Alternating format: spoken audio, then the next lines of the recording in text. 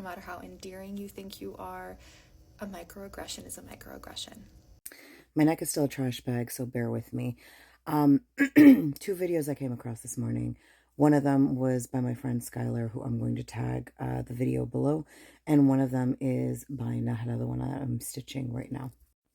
And it's really funny because this morning I woke up thinking specifically about these topics and their intersectionality and how intertwined they are, especially where Dominic is also Canadian.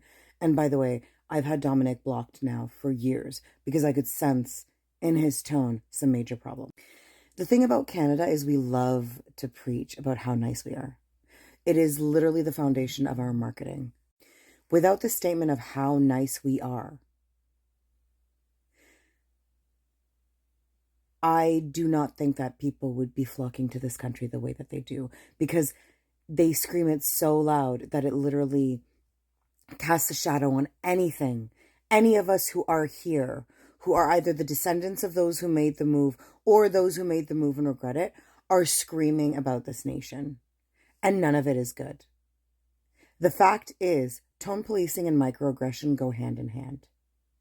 And tone policing is the microaggression of choice when it comes to Canadian culture and Canadian individuals, especially those of the unmelanated genre. And it's really funny because as a child, I was always cynical. I didn't trust people. And I always had this impression that, there was always some sort of a intention behind some of the things that people would do. But at least I could see it coming in other places. Here, not only could I not see it coming, I was treated as if I was delusional, as if I was being done some sort of a favor by literally being on the receiving end of this abusive, manipulative behavior. And there is no boundary to how far and how extreme these things go. And that is by design. It is why, for years now, I have been literally referring to the immigration recruitment process as a human trafficking process.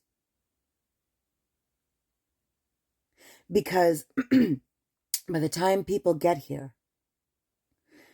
they are so traumatized by the simple act of immigration, because immigration, like colonialism, is traumatizing. So they already carry the wounds of their ancestor through generational trauma of being traumatized by colonialism, because y'all fuck up our countries in the first place and then tell us we need your saviorism to come here. And then they get re-traumatized by the act of knowing absolutely nothing and realizing that they've been fully lied to about what lies here when they come here. And one of the biggest lies that we are told before we come here is that we will be seen as equal, is that we will have equal opportunity, is that we will be humanized by this society. Whereas back in our communities, we are uncivilized.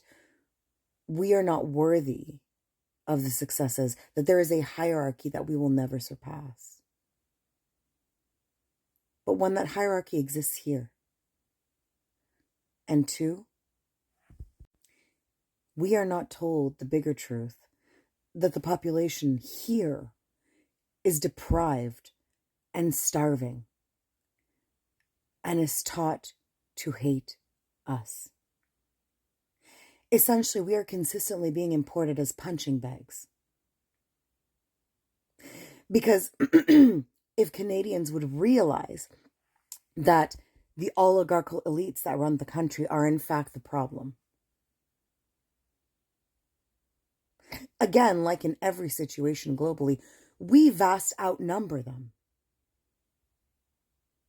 We could take them on. But instead, culturally and systemically and societally, we are taught to become bullies from a young age. We have this inherent trend of grooming unmelanated Canadians into the art of bullying as children. We find creative ways for them as children to learn what they can and can't get away with. And so they grow into adults that know what they can and can't get away with.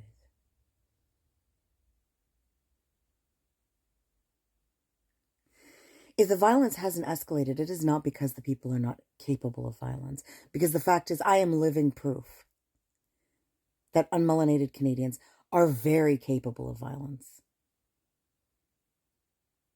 History is proof that unmelanated Canadians are very able and capable of violence.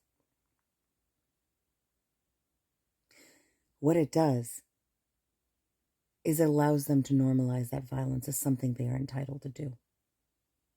So that when they do escalate, because again, they will escalate. It is not a matter of if. They will escalate.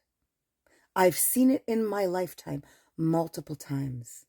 I've seen it become part of a systemic governing policing system.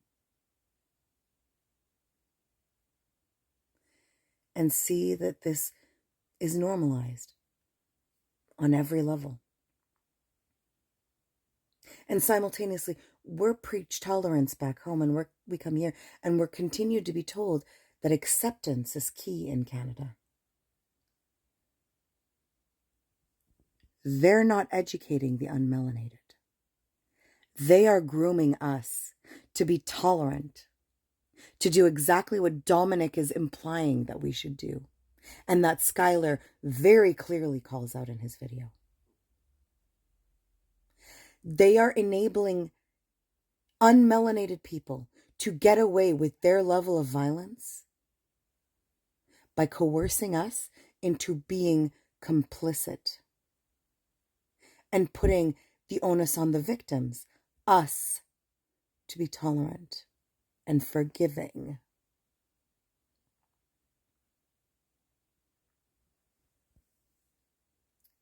Microaggressions and tone policing are an indicator of how far they can go. And we do not treat them as the menacing threat that they actually are. So I encourage you all to be acutely aware that individuals capable of these things are capable of much larger things and are capable to willfully close their eyes and be co-conspirators and empower others to do the extra dirty work.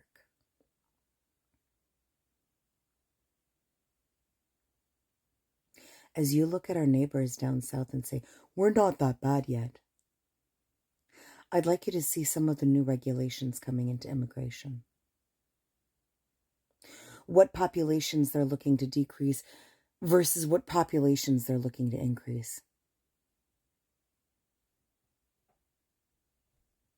I'd like you to look at the history of the person currently running our Canadian government or leading our Canadian government.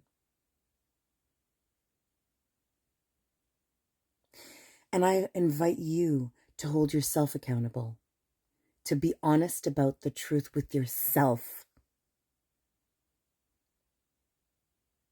Because them white folk, they're not going to protect you. They're not going to have your back. And your rights are as good as the toilet paper that they should abandon and use a bidet instead. Sit in that discomfort, because it just might save your life.